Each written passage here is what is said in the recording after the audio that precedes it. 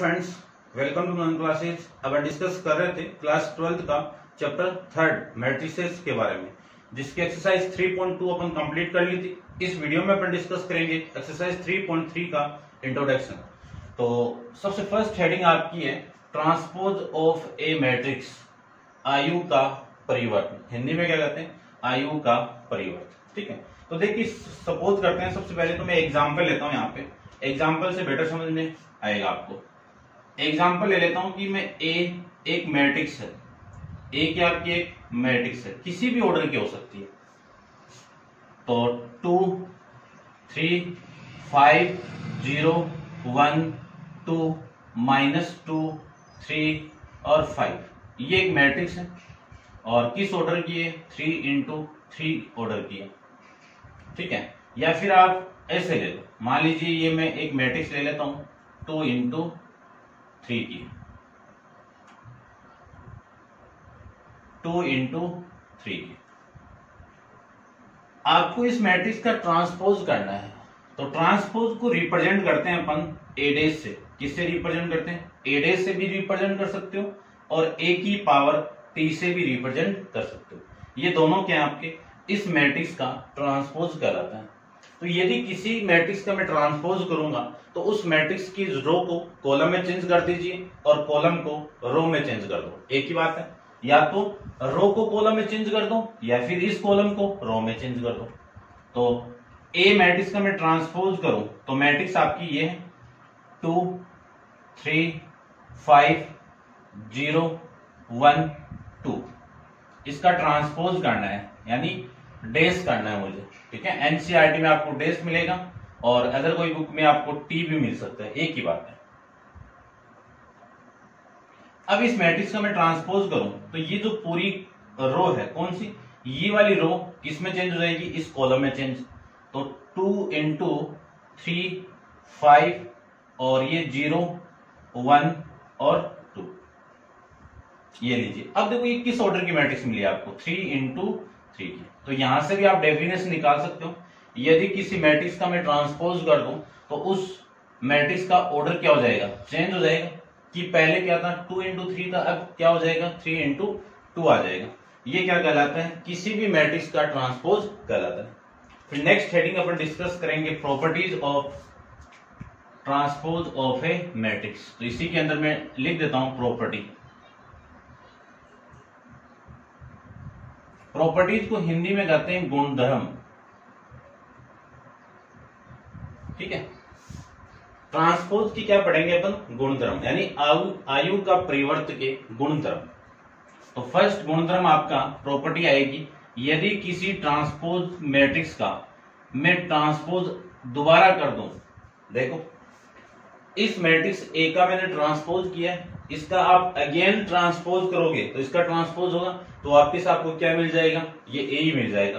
तो किसी transpose matrix का अगेन आप ट्रांसपोज करोगे तो वापिस आपको जो मैट्रिक्स का ट्रांसपोज किया था वही मैट्रिक्स वापिस से मिल जाएगी। सेकंड प्रॉपर्टी आपकी आएगी, यदि किसी कांस्टेंट वैल्यू से मल्टीप्लाई करके ए का मैं ट्रांसपोज करूं तो के तो आपका बाहर आ जाएगा और ए पे क्या लग जाएगा? आपका ट्रांसपोज लग जाएगा। थर्ड में प्रॉपर्टी की बात करूं कि a प्लस बी का ट्रांसपोज दिया हुआ आपको, तो सबसे पहले a पे ट्रांसपोज होगा और फिर b का ट्रांसपोज होगा। सेम नेगेटिव वाली प्रॉपर्टी एग्जिस्ट करती है ऐसे। फोर्थ प्रॉपर्टी की मैं बात करूं कि दो मैट्रिक्स का मल्टीप्लाई है और उन दोनों पे आपका ट्रांसपोज दिया हुआ है, तो ये बहुत इंपॉर्टेंट है। यहां से क्वेश्चन पुटअप होता है, ध्यान रखना। तो अपन इसको लिखेंगे बी का ट्रांसपोज और ए का ट्रांसपोज। ठीक है, ये इंपॉर्टेंट है, एग्जाम में यहां से क्वेश्चन भी पुटअप होता है। तो ये था आपका ट्रांसपोज ऑफ मैट्रिक्स। अब नेक्स्ट हेडिंग अपन डिस्कस करेंगे symmetric and skew symmetric matrix के बारे में। तो आप वीडियो पॉज कीजिए और इसको नोट डाउन कीजिए। नेक्स्ट हेडिंग आपकी symmetric and skew symmetric matrix. Hindi में कहते हैं इसको सममित एंड विषम सममित मैट्रिक्स, आयु। ठीक है, चलिए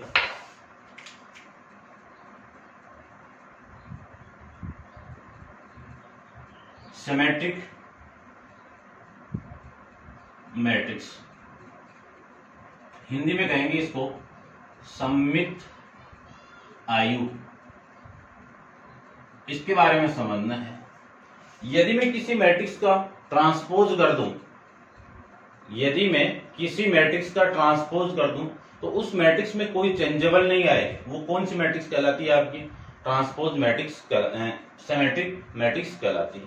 जैसे सपोज कि मैं कोई एग्जांपल ले लूं, यानी इसको आप ऐसे रिप्रेजेंट करना, यदि किसी मैट्रिक्स ए है, इसका ए का आप ट्रांसपोज करोगे तो वापिस वही मैट्रिक्स आपको मिल जाए, वो क्या कहलाएगी? आपकी सिमेट्रिक मैट्रिक्स कहलाएगी। इसको मैं टी लिख देता हूं, ये ठीक है। ये जैसे फॉर एग्जांपल से मैं रिप्रेजेंट करना चाहूं इसको, तो एग्जांपल ले लेता हूं, आपकी बुक में गिवन है। जैसे for example a equal to √3 2 3 2 1.5 -1 3 -1 और 1, ये चेक करना है कि ये आपकी क्या है? सिमेट्रिक मैट्रिक्स है। तो चेक कर लेते हैं। सिमेट्रिक मैट्रिक्स क्या करेंगे? सबसे पहले इस मैट्रिक्स का ट्रांसपोज करेंगे, तो ट्रांसपोज को a' से रिप्रेजेंट करते हैं। तो मैट्रिक्स आपकी √3 2 3 2 -1.5 -1 3 -1 और +1, इसका क्या होगा? ट्रांसपोज होगा। इसका मैं ट्रांसपोज कर दूं तो ये मैट्रिक्स की रो पूरे कॉलम में चेंज, तो √3 2 और ये 3, ये रो कॉलम में चेंज, तो 2 -1.5 और ये -1, इसको चेंज करो 3 -1 और +1, ये आपकी वैल्यू आ जाएगी। अब ये क्या है? ये सेम ही तो मैट्रिक्स आपकी आई है, तो ये क्या लिख सकता हूं? इसको मैं ए लिख सकता हूं। यानी किसी मैट्रिक्स का आप ट्रांसपोज करो, अगेन वापस आपको वही मैट्रिक्स मिल जाए, उसी मैट्रिक्स को क्या कहेंगे अपन? सिमेट्रिक मैट्रिक्स कहेंगे। ठीक है, नेक्स्ट अपन डिस्कस करते हैं विषम, यानी इंग्लिश में कह सकता हूं skew symmetric, skew symmetric matrix.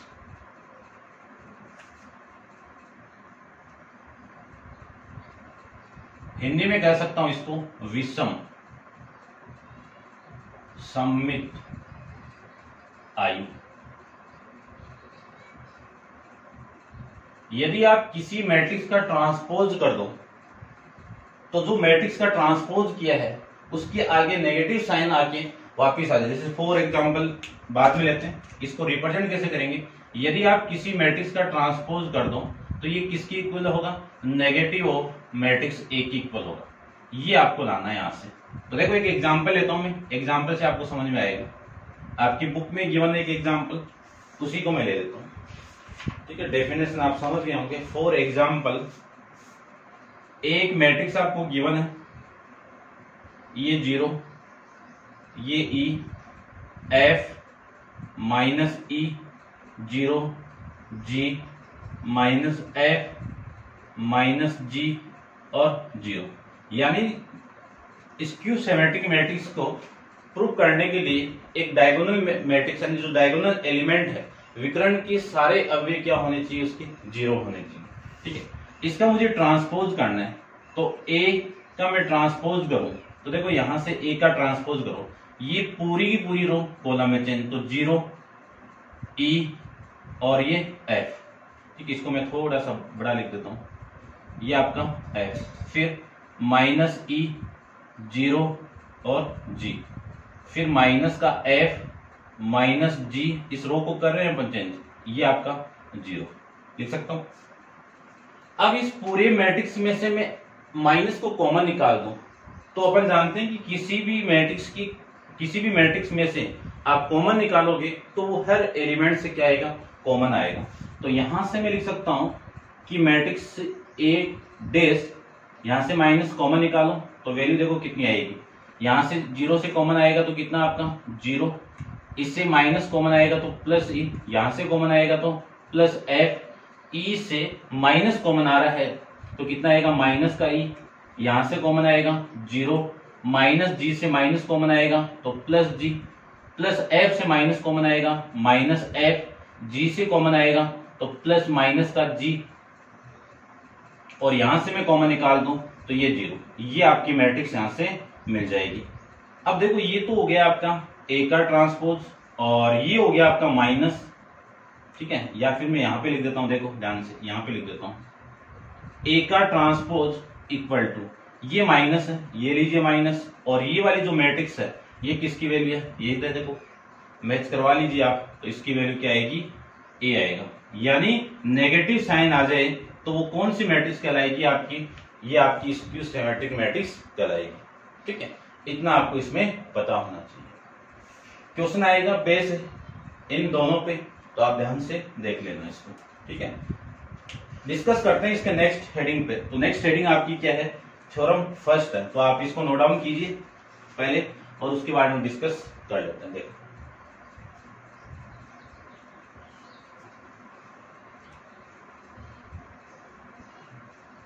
Theorem में आपको गिवन है कि यदि कोई एक स्क्वायर मैट्रिक्स गिवन आपको, थ्योरम फर्स्ट आपकी हिंदी में कह सकते हो आप परमे फर्स्ट, क्या गिवन है, फॉर एनी स्क्वायर मैट्रिक्स, यानी एक क्या है आपकी वर्ग मैट्रिक्स है ए। ठीक है, तो रियल नंबर एंट्री, तो इसका जो फर्स्ट है वो क्या है, ए प्लस ए डेस, ये तो क्या है, is a symmetric, is a symmetric matrix, यानी ए प्लस ए डेस का आपका क्या है, सिमेट्रिक मैट्रिक्स है। एंड सेकंड आपको इसमें प्रूव करना है ए माइनस ए डेस, ये आपका क्या है, स्क्यू सिमेट्रिक मैट्रिक्स है।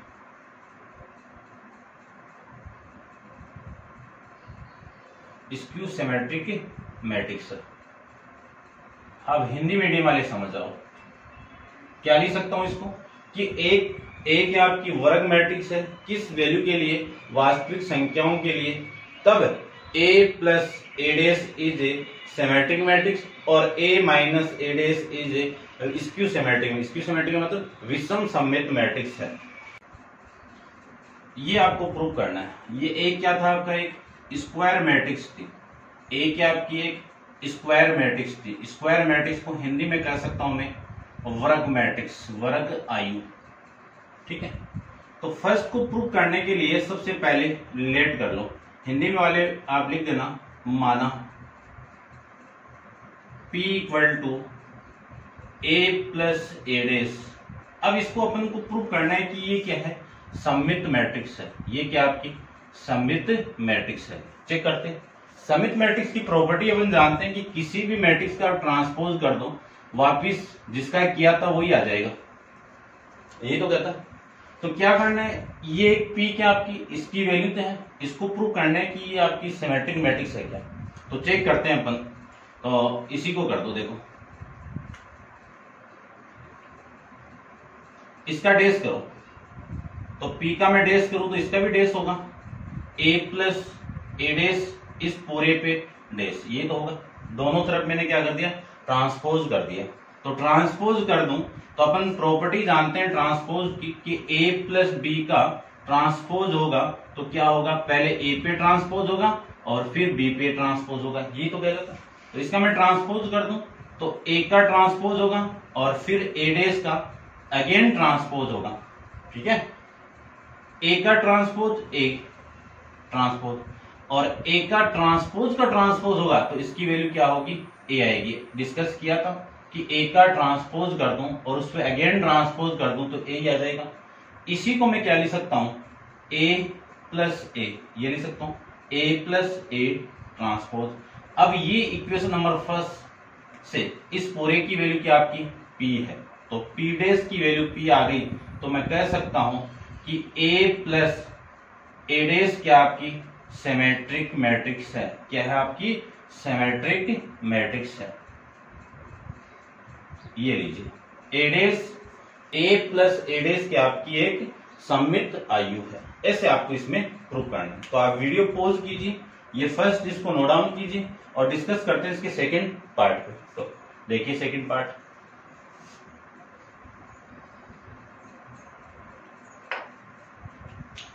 ये लीजिए। सबसे पहले लेट कर लो, लेट करके इसको मैं क्यू मान लेता हूं, a माइनस ए डेस, तो ये क्यू डेस करना पड़ेगा आपको। इसका मैं डेस करूं तो ये माइनस का भी डेस कर दो, ठीक है। अब माइनस वाली प्रॉपर्टी भी अपन जानते हैं, ये माइनस है तो ये भी माइनस होगा, ठीक है। तो यहां पे माइनस अप्लाई कर दो और ये भी आपका क्या आ जाएगा, माइनस आ जाएगा। अब देखो मैं यहां से माइनस को कॉमन निकाल दूं तो माइनस कॉमन आएगा, तो a minus A dash, a minus A dash की वैल्यू कितनी है आपकी, क्यू है, तो क्यू डेस किसकी इक्वल आ गया आपका, माइनस ऑफ क्यू के इक्वल आ गया। क्यू डेस किसकी इक्वल आ गया, माइनस ऑफ क्यू डेस के। तो मैं लिख सकता हूं a minus A dash is a skew symmetric matrix. क्या है, स्क्यू सिमेट्रिक मैट्रिक्स है। क्या लिख सकते हो इसको आप, विषम सममित आयु, ये आप लिख सकते हो, ठीक है, कर सकते हो। मैं भी, ये थी आपकी थ्योरम फर्स्ट। अब आप वीडियो पॉज करके इसको नोट डाउन कीजिए, डिस्कस करते हैं अपन थ्योरम सेकंड पे, ठीक है। चलिए, जब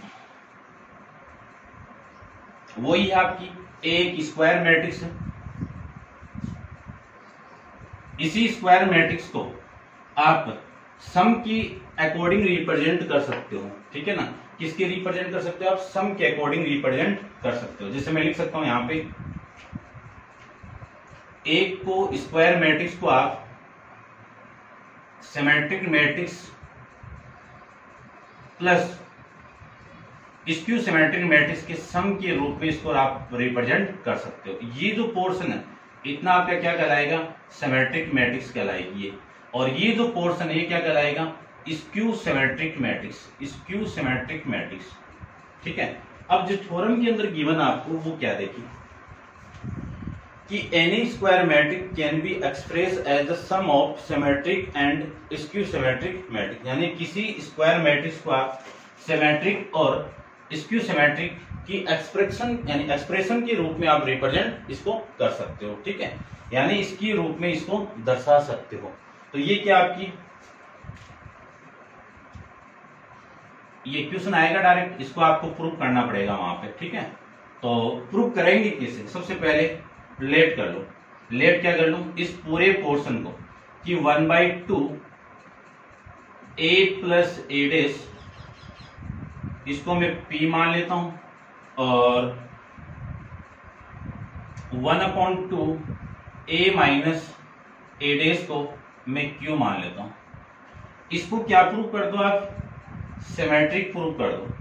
कैसे प्रूव करोगे, थ्योरम नंबर आपकी जो फर्स्ट है उसके अंदर अपन डिस्कस किया था कि ये क्या आपकी एक सिमेट्रिक मैट्रिक्स है। कैसे किया था उसमें आपको बताया था। इसको क्या प्रूव कर दो आप, स्क्यू सिमेट्रिक मैट्रिक्स प्रूव कर दो। इसके बारे में भी डिस्कस किया है कि किसी मैट्रिक्स को स्क्यू सिमेट्रिक मैट्रिक्स कैसे अपन प्रूफ करते हैं, ठीक है। और फिर आप ये वाली एक्सप्रेशन लिख देना, ठीक है। बुक के अंदर आपको गिवन है कि कैसे आपका पूरा कंप्लीट प्रूफ करके दिखाया हुआ है, आप कर सकते हो, ठीक है। तो ये था आपका एक्सरसाइज 3.3 के इंट्रोडक्शन का पार्ट। तो उम्मीद करता हूं आपको समझ में आया होगा। यदि यही समझ में आएगा तभी आपको एक्सरसाइज समझ में आएगी, अदरवाइज एक्सरसाइज समझ में नहीं आएगी। तो आप इसको अच्छे से देखना, अच्छे से नोट डाउन करना, और फिर अपन डिस्कस करेंगे एक्सरसाइज 3.3 के क्वेश्चन, ठीक है। तो आज के लिए इतना ही। Thank you so much.